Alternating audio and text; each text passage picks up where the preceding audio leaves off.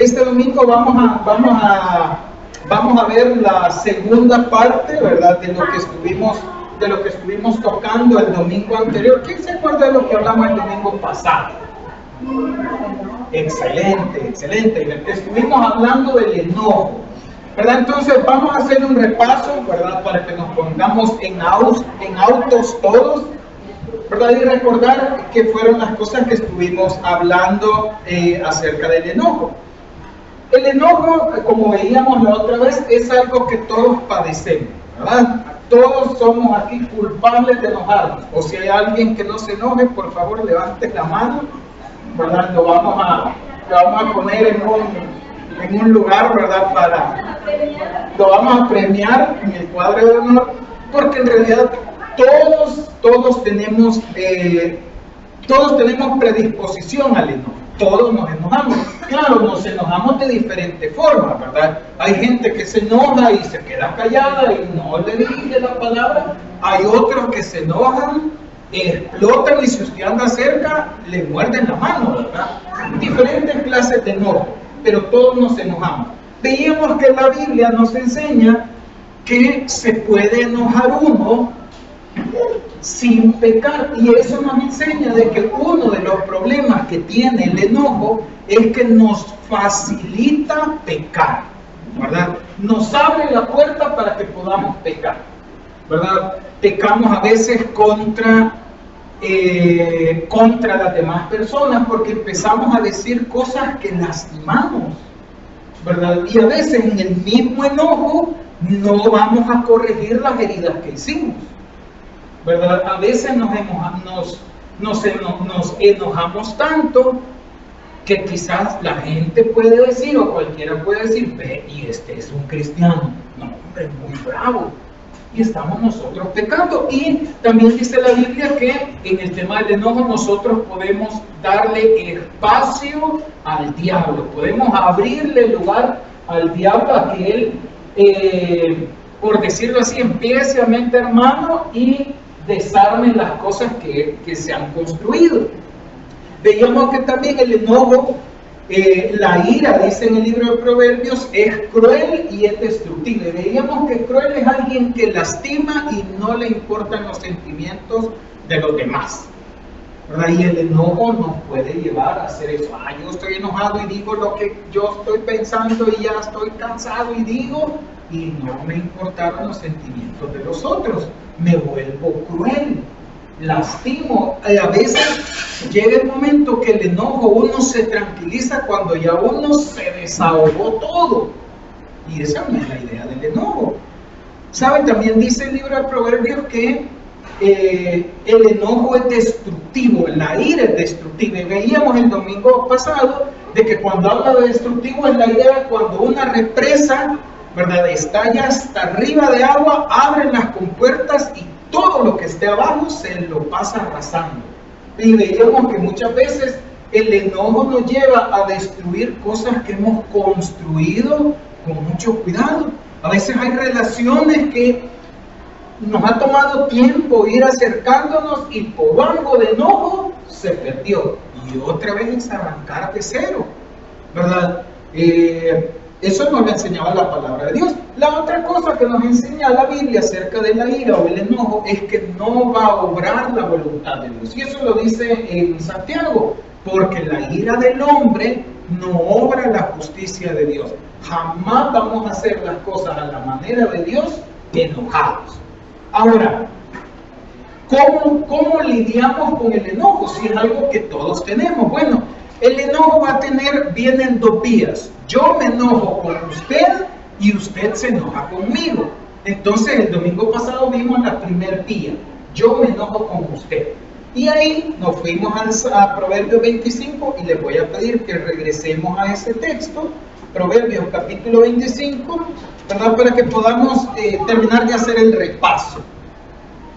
Proverbios capítulo 25. Y ahí vamos a ir marcando. Si usted no lo marcó el domingo pasado, hoy lo vamos a repasar. Y ahí tiene oportunidad de hacerle un circulito, o si trae un plumón, lo puede subrayar para que tenga ahí los versículos marcados y le puedan servir para recordarse. Primer cosa, ¿cómo lidiar con mi enojo?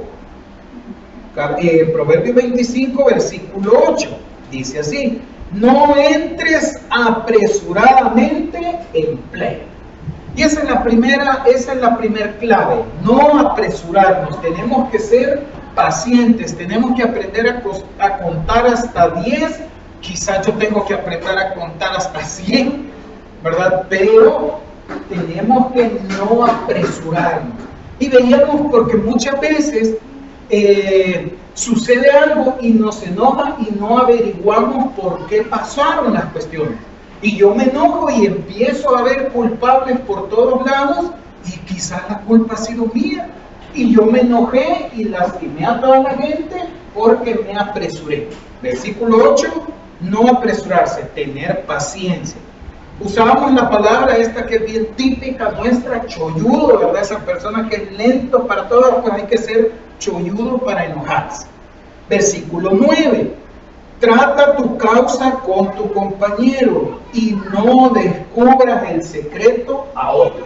Y la segunda clave para lidiar con el enojo mío hacia usted es hacerlo en privado. ¿Se acuerdan que veíamos que nuestra tendencia es, cuando nos enojamos, darle a conocer a todo el mundo que estamos enojados y de paso damos el mensaje, la advertencia, el regaño para que todos lo oigan? Cuidadito con que vuelva a pasar. La Biblia no enseña eso. La Biblia dice que si queremos arreglar las cosas, si queremos corregir el problema, es hablar en privado. Amorcito, podemos ir allá y hablamos.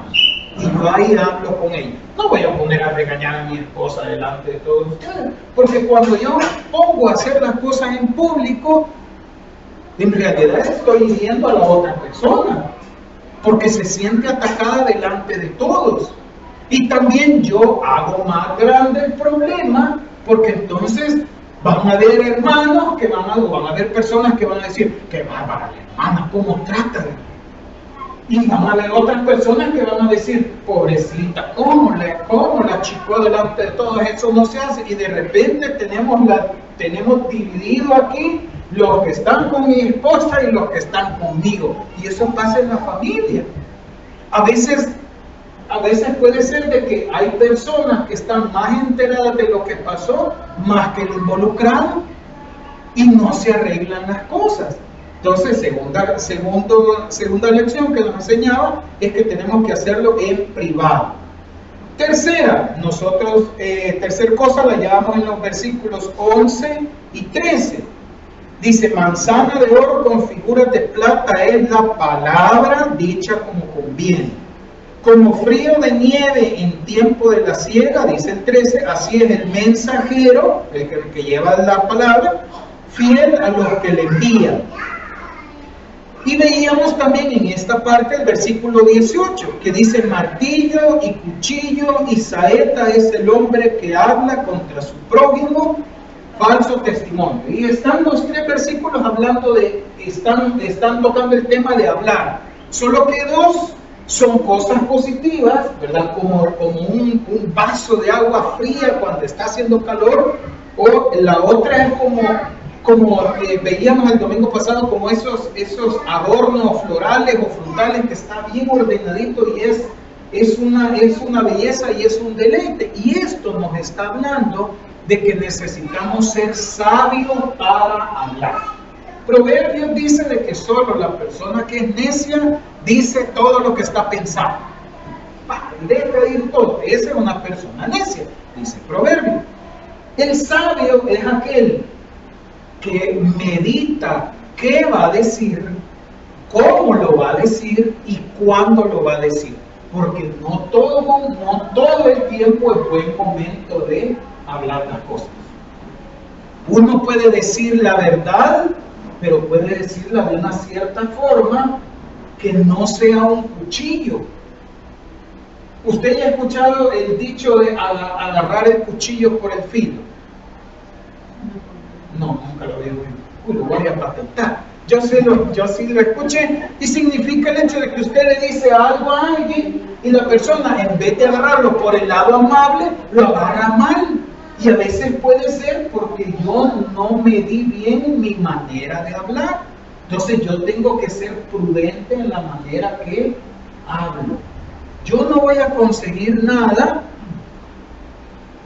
hablando con alguien si dentro de mis palabras se me van ofensas, se me van improperios, aunque yo le esté diciendo la verdad, como lo estoy atacando, va a subir un escudo, van a rebotar las cosas ahí y vamos a terminar igual. Quizás uno termina diciendo, estamos en paz, ¿verdad? Sí, estamos en paz, por fuera, pero por dentro uno dice, no me puede. Eso es lo que. Ahora, ese es cómo lidiar el enojo mío con ustedes. Ahora la Biblia nos va a enseñar cómo lidiar con el enojo de ustedes conmigo. Porque es una realidad. Yo me enojo con otras personas y otras personas se enojan conmigo. Fíjese que yo le quiero comentar algo. Esta semana ha sido bien difícil para mí en particular con el tema del enojo, ¿verdad? Me he descontrolado un par de veces, ¿verdad? Y la verdad es que uno se descontrola más en la casa. Yo una vez escuché a un hermano que decía, cuando uno es así, o cuando uno se descontrola por el enojo, es como el perro con rabia. ¿Por qué? Porque termina mordiendo a la mano que le da de comer y lo cuida. Uno con los demás no se desquita, pero se termina desquitando con lo que tiene cerca. Y ha sido difícil porque pues es enseñar esto, ¿verdad? Y a mí me falta en mi vida poder aplicar consistentemente esto. Así que si algo puede orar por mí, si se acuerda, ore para que Dios me ayude a controlar esto, ¿verdad? Y también sepan, hermanos, que yo me imagino que no soy el único que tiene ese problema, así que yo oro porque Dios les ayude a ustedes con su enojo. Pero ahora vamos a ver cómo lidiar cuando la gente se enoja conmigo. Vamos ahí al versículo 15. ¿Sí? Y póngale una marquita. Dice el versículo 15, con larga paciencia se aplaca el príncipe, y la lengua blanda quebranta los huesos. La palabra clave ahí es la segunda parte del versículo 15. La palabra blanda quebranta los huesos. Primera cosa que nosotros necesitamos para poder lidiar con el enojo es la delicadeza para hablar. Ser delicado para hablar. ¿Sabe quiénes son especialistas en esto? Y yo creo que se los enseño. Son las personas que trabajan en el área de diplomacia de un país. Tienen que ir a reuniones de niveles altos a discutir temas bien complejos, pero no pueden caer presa del enojo. Porque imagínense, sucede ahí algo, una discusión y alguien sale levantándose, se puede dar una situación que afecta a todo el país. Tienen que ser delicados con sus palabras. Y estaba yo viendo en un libro de que la idea de la delicadeza aquí es como cuando un cirujano tiene que hacer una operación. El cirujano tiene que ser delicado, tiene que tener control en sus manos, de no hacer el corte más profundo, de no hacer el corte tan suavecito, que no, tiene que ser preciso y delicado. De esto está hablando. Ahora, fíjese que esto es bien importante, porque normalmente cuando alguien le sale a usted y a mí, le sale enojado, ¿cómo responde uno? Igual, y uno es un espejo, ¿verdad? Y eso es algo con lo que nosotros necesitamos ser conscientes y trabajar, porque nosotros como humanos reaccionamos de espejo. Usted me sonríe, yo le sonrío. Usted me pone cara de enojo y yo me voy a poner serio. Usted me sale con la voz así, levantándome la voz, yo le voy a levantar la voz. Quizá uno se mide cuando ve el tamaño de la otra persona, si uno puede o no puede ahí pelear. Pero esa es nuestra reacción. La Biblia nos dice de que no nos pongamos al mismo nivel. tenemos que responder con delicadeza. Para responder con delicadeza hay varias cosas. Una de ellas que tenemos que hacer es que necesitamos evaluar lo que dicen, evaluar lo que nos están diciendo. Filipenses capítulo 2 dice lo siguiente, dice así: no busque cada uno los suyos propios, sino preocúpese también por los demás. Estamos hablando de los versículos de 3 y 4 de Filipenses capítulo 2. ¿Saben que este versículo se puede aplicar en esta situación? Porque cuando viene una persona enojada, por algo se enojó.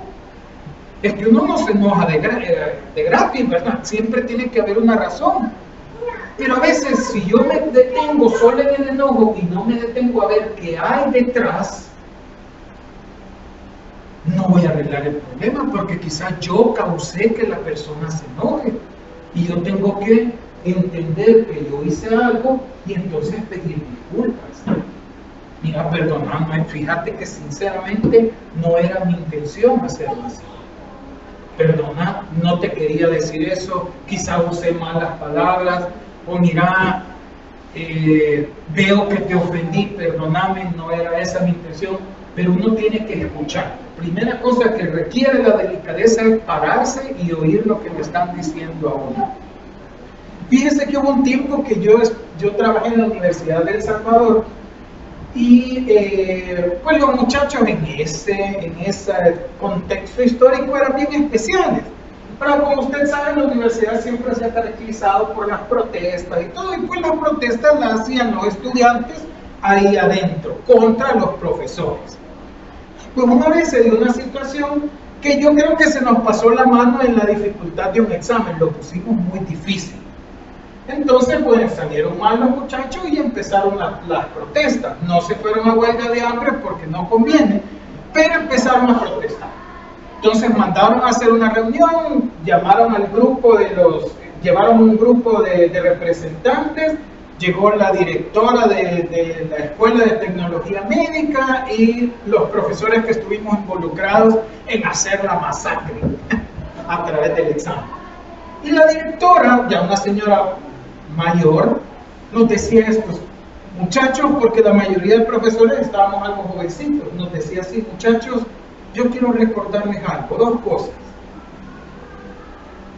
El que se enoja pierde, no se enojen, déjenlos que hablen, no se enojen.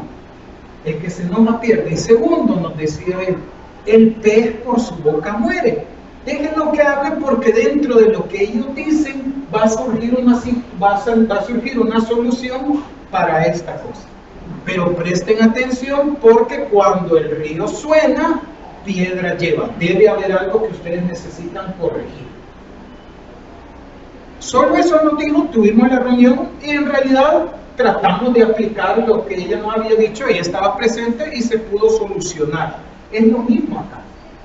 Se da un enojo, pues primera cosa de la delicadeza es tratar de concentrarnos en ver qué hay detrás y ver qué es mi parte para poder corregir. Quizás se corrija con un simple lo siento, quizás con una explicación porque hubo un malentendido, o quizás la solución tiene que ser un poco más profunda en que yo tengo que cambiar algún hábito o alguna manera de ser mía que está lastimando a las demás personas. Segunda cosa que implica la delicadeza. En Primera de Pedro, capítulo 2, ahí va a mencionar de que nuestro Señor Jesucristo nos dio un ejemplo y dice así el pasaje. Estamos hablando de los versículos del 20 al 23. Cristo, el cual cuando lo maldecían, no respondía con maldición, sino bendiciendo a sus enemigos. Y fíjense que esto es algo bien importante que tiene que ver con la delicadeza. Dios no nos llama a nosotros a otra cosa más que a que seamos de bendición para otras personas, no solamente para nuestra familia, no solamente para nuestros hermanos, sino a todas las personas. Me pueden a mí estar diciendo las cosas improperios pero la Biblia me enseña que Jesús no respondió igual. Yo soy seguidor de Jesús, no voy a responder de la misma manera. Tengo que medir mis palabras. Entonces, necesitamos tener delicadeza. Ahora, un consejo que a mí me lo dieron. Jamás, me dijeron a mí, jamás arruines una disculpa con una excusa o con una justificación. Y esto es algo bien importante y tiene mucha razón. Porque fíjese que a veces tenemos la oportunidad de disculparnos, pero aprovechamos la disculpa para echarle la culpa al otro. Mira, disculpame, no era mi intención, pero vos tuviste la culpa porque no, vos me viniste hablando golpeado y yo no soy de malos. ¿Qué pensás? Es que pensás que solo porque estoy aquí no me puedo parar y volvió a agarrar. Y volvió a agarrar fuerza la cosa. Basta con decir, mira, perdona, sinceramente, disculpa, no era mi intención. ¿Ya le ha pasado a usted? Que a la disculpa le agrega una explicación y la explicación termina dándole más leña, poniéndole más leña al fuego. Necesitamos corregir eso. Ahora, primera cosa es la delicadeza en nuestras palabras. La otra cosa nos la va a enseñar aquí el Proverbio 25, versículos 21 al 22. Y antes que veamos esto, necesitamos recordar algo. Las acciones hablan más fuerte que las palabras mismas. ¿Sí? Las acciones hablan más fuerte que las palabras mismas.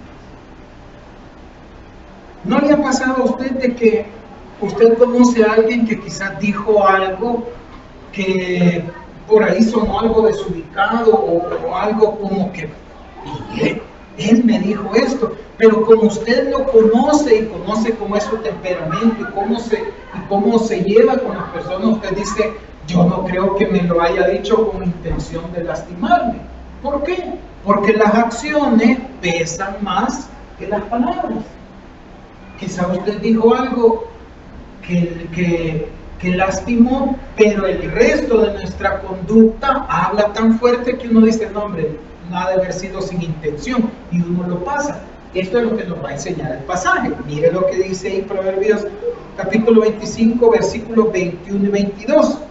Si el que te aborrece tuviere hambre, dale de comer pan. Y si tuviere sed, dale de beber agua. Porque ascuas amontonarás sobre su cabeza, y Jehová te lo pagará. Esto es bien importante, porque además de la delicadeza de nuestras palabras, la delicadeza de prestar el oído para escuchar qué hay detrás del reclamo y del enojo para ver qué corregir, nosotros tenemos que agregarle la bondad. Necesitamos tratar bondadosamente a las personas, a aquellas que están enojadas con nosotros. ¿Sabe que a veces uno puede caer en la equivocación de decir, bueno, yo voy a volverme a acercar cuando vea que ya le haya pasado? La Biblia no enseña eso. La Biblia enseña que, bueno, se enojó, sí que le pase, pero yo, sea que esté enojado o sea que esté contento, yo voy a responder con bondad, haciéndole el bien. Eso es lo que está diciendo aquí. ¿Sabe a quién le hicieron esto es bien importante? Porque, por ejemplo, usted conoce a una persona que cuando tenía sed no le dieron a beber agua, le dieron a beber vinagre. ¿Quién fue? A Jesús. ¿Sabe qué significa eso? Hacerle más, aprovechar la necesidad para hacerle más daño, para lastimarlo. Y eso es ser cruel. Otra cosa es que también este pasaje nos deja ver de que la vida da vueltas. Ese es un dicho, la vida da vueltas. Y va a llegar un momento en que usted va a necesitar de mí y yo voy a necesitar de usted. Y a veces hay personas que se lo guardan y esperan. Y viene el dicho, cuando te vean en el desierto, ahí vas a ver. Es una manera de decir, ya vas a venir necesitando algo y ahí yo me voy a acordar de lo que me hiciste y no te voy a ayudar. La palabra de Dios nos enseña eso. La palabra de Dios nos enseña que apaguemos el fuego con bondad y amor genuino. Esa era una característica que tenía Jesús. Él era genuino, no fingía. No lo hacía solo el domingo, porque están los hermanos y me van a ver. No, todo el tiempo fue así. Todo el tiempo fue así. Entonces necesitamos nosotros agregar eso. Ahora, aquí en este pasaje nos enseña algo bien importante. Dice, porque ascuas amontonarás sobre su cabeza y Jehová te lo pagará. Fíjese que esa situación de las ascuas, la idea es esta. Cuando uno paga bien por mal, produce un efecto en las personas. Produce un efecto en las personas. No siempre un efecto instantáneo, pero que produce un efecto en las personas, sí. ¿Y sabe qué más? Dice aquí que esto es algo que glorifica a Dios y que Dios nos va a dar una recompensa. ¿Por qué? Porque es difícil hacerlo. Es difícil ver a una persona que está enojada y que sigue enojada con uno y que no quiere estar cerca de uno y uno le sigue haciendo el bien. Es difícil porque somos humanos. Pero la Biblia nos enseña, no va a venir la recompensa de esta persona enojada, va a venir de Dios. Y saben que muchas veces son estas cositas tan sencillas y cotidianas las que Dios usa para engrandecer su nombre. Porque sabe, ese carácter es el carácter que tenía el Señor Jesucristo. Y toda la gente del Señor Jesucristo sabía que era hijo de Dios. Cuando nosotros sabemos lidiar con nuestro enojo y sabemos lidiar con el enojo de otras personas, nos estamos poniendo un rótulo aquí que dice: yo soy hijo de Dios, Dios me controla. Fíjese que este pasaje, vamos a ver solo una última cosa. Para lidiar con el enojo de la gente, de ustedes para conmigo, yo necesito delicadeza, es decir, medir mis palabras, no le voy a echar leña al fuego, pero necesito escuchar qué es lo que hay detrás. Si yo me tengo que disculpar, me disculpo, pero no voy a arruinar mi disculpa con una excusa ni con una justificación. Y si tengo que hacer un cambio, excelente, porque es para bien. Pero no me tengo que quedar solo en palabras. La carta de primera de Juan, por ejemplo, dice: hermanos, no améis solo de palabras, sino de hecho y en verdad. Y aquí va la siguiente parte, ¿verdad? Que no mencionaba. Tenemos que mostrar bondad. Ahora, ¿cómo se logra esto? ¿Qué es lo que en realidad nosotros necesitamos? Y justamente el Proverbio 28 lo pone al final. Y yo creo que lo pone al final porque es lo que nosotros tenemos que pedir primero. La Biblia trabaja aquí con contraste. Pone al final lo que tiene que estar primero. Proverbio 25, 28. ¿Alguien me ayuda a leerlo, por favor? Como ciudad derribada y seguro es el hombre cuyo espíritu no tiene rienda. Excelente. Ahí hay un problema. Aquel que no se controla a sí mismo es como que hubiera una ciudad, aquí dice sin muro, pongámosle, contextualicémoslo, una ciudad que no tiene ni vigilancia privada, ni PNC, ni policía municipal, ni guardia nacional, ni ejército. ¿Cómo sería una ciudad así? Un caos, una inseguridad, un terror, problemas. Eso es lo que está diciendo. Entonces, aquí está, pongámosle así, el ingrediente secreto que nosotros tenemos que agregar a nuestra vida para poder lidiar con el enojo. Y eso se llama dominio propio. Dominio propio. Yo soy dueño de mis reacciones. Yo no puedo dominar ni controlar cómo me van a venir hablando, ni cómo me van a reaccionar, ni lo que me van a decir. Pero yo sí puedo dominar lo que sale de mi boca. Yo sí puedo dominar mis reacciones. Puedo dominar mi fuerza. Puedo dominar mi temperamento. A veces hay temperamentos que son más fáciles de dominar. Hay otros temperamentos que uno tiene que darle 2 vueltas a la cadena y jalar para que no se salga. Pero todos nos podemos controlar. Le voy a poner un ejemplo. Fíjense que una vez mi papá era enojado. Eso le puedo decir. Era enojado. Una vez nosotros, con mis hermanos, que éramos 3 varones, se imagina el desorden que estábamos haciendo en la casa, y como la cama de mis papás era grande y era así, de las que antes les decían box spring, o sea, bien así, que saltaba, adivinen qué hacíamos, ir a jugar lucha libre ahí. Estábamos en lo mejor de estar en eso cuando llegó mi papá. Y ya nos habían advertido de que no hiciéramos eso porque los varones de mi casa no somos chiquitos, éramos grandotes, ¿verdad? Y pesados, entonces íbamos a arruinarle a la cama. Pues llegó y nos empezó a decir, y se iba a sacar el cincho para darnos, cuando en eso ring suena el teléfono.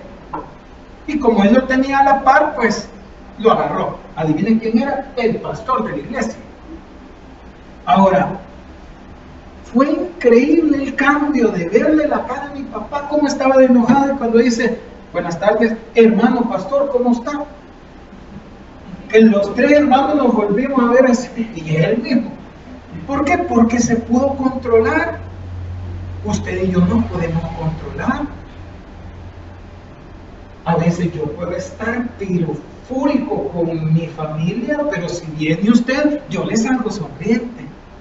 Y quizás lo contrario si yo voy a su casa, ¿verdad? Llego, buenas, y se acaban de estar aventando las tazas y los platos, y los dos con una gran sonrisa, así, hola, y esto que está en el suelo, es que acaba de temblar, no sé qué está, ¿verdad? Todas las cosas ahí tiradas, nos podemos controlar, necesitamos el dominio propio.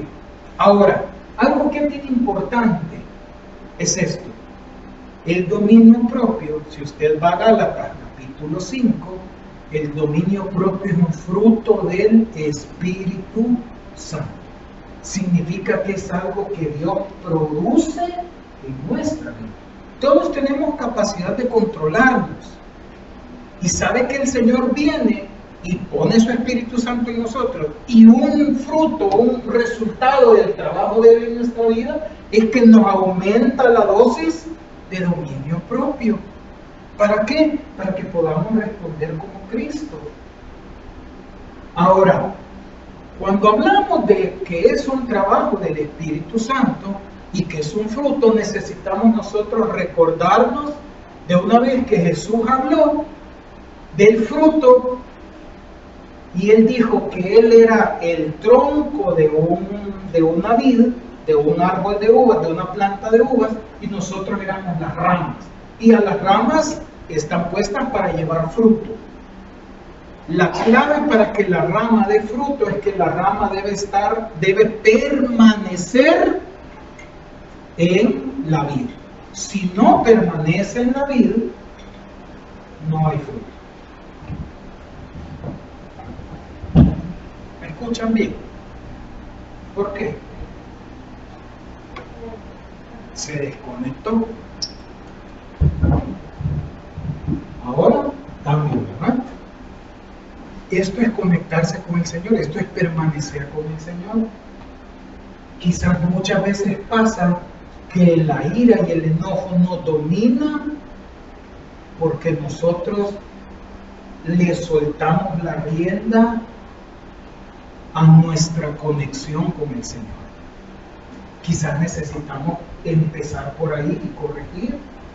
Quizás nuestro tiempo de oración es muy relanceado, es decir, un día sí, un día no. O Dios no quiera que sea un domingo sí, un domingo no. Nuestro tiempo con la Biblia tiene que ser constante, porque esto es lo que alimenta nuestro hombre interior, nuestro nuevo hombre. Y cuando el nuevo hombre está bien alimentado, el nuevo hombre, por medio del Espíritu Santo, empieza a dar frutos hacia afuera. Esa es la clave. Necesitamos dominio propio, pero el dominio propio, esa clase de dominio propio que produce el Espíritu Santo en nuestra vida, para que podamos reflejar a Dios. Y ese producto o ese dominio propio viene resultado de permanecer conectado con el Señor. Entonces, cerrando, creo que tenemos bastante para trabajar, al menos personalmente yo tengo bastante para trabajar con el enojo, no sé si usted también, pero nos llevamos una tarea adicional. Tenemos que trabajar en nuestra conexión con el Señor, porque de ahí va a venir todo. Entonces, vamos a terminar acá, hermanos, pero yo quiero hacer algo.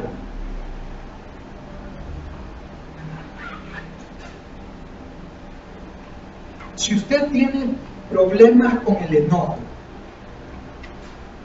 con su dominio propio, y usted quiere pedirle al Señor que realmente Él pueda obrar en su corazón, en su vida, para que sea diferente la situación, para que Él pueda darnos ese dominio propio, que podamos lidiar cuando nos enojamos con nuestro propio enojo y que podamos lidiar con el enojo que viene hacia nosotros. Si usted quiere que el Señor obre en su vida para esto, yo quiero pedirle por favor que se ponga en pie. Si usted necesita que Dios trabaje en esa área en su vida, usted lo reconoce, póngase en pie. Yo ya estoy parado por eso.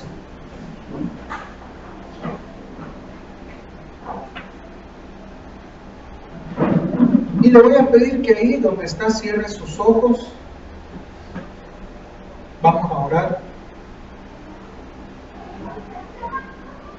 Pero antes de orar y recordando el versículo 28 que habla del dominio propio,